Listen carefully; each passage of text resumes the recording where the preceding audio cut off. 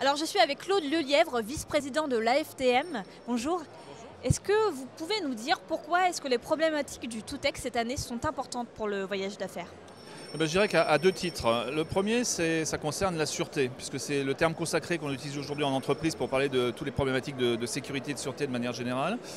Notamment la sécurité et la sûreté des données personnelles qui, lorsqu'une personne voyage pour le compte de son entreprise, sont aussi les données de son entreprise, qui peuvent être des données extrêmement confidentielles. Donc sensibiliser les gens sur ce sujet-là, c'est extrêmement important. Le deuxième volet pour lequel nous portons notre intérêt sur ce salon, ces conférences, c'est également parce que le domaine du tourisme est de moins en moins séparé du domaine du voyage de l'entreprise. Les frontières sont de plus en plus ténues et ce qui arrive, ce qui se développe, les technologies qui se développent notamment, on parlait de chatbots, de robots et de plein de choses ce matin, c'est des choses qu'on va retrouver demain au sein de l'entreprise au travers des outils qui vont servir à réserver les voyages, quelquefois dans des zones assez sensibles. Alors vous parliez de cybersécurité, de la gestion des données.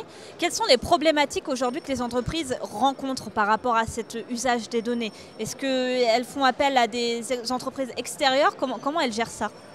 Alors évidemment, on a des spécialistes auxquels on fait appel pour la sécurisation de tous nos voyages de manière générale, que ce soit la sécurisation des données, mais aussi du voyage en tant que tel et de l'individu.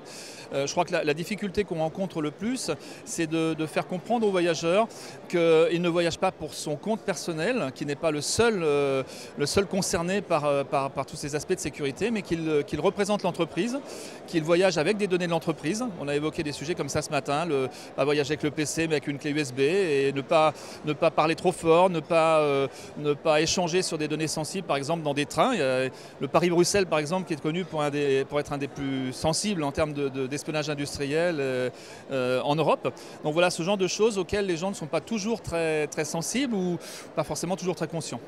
Voilà.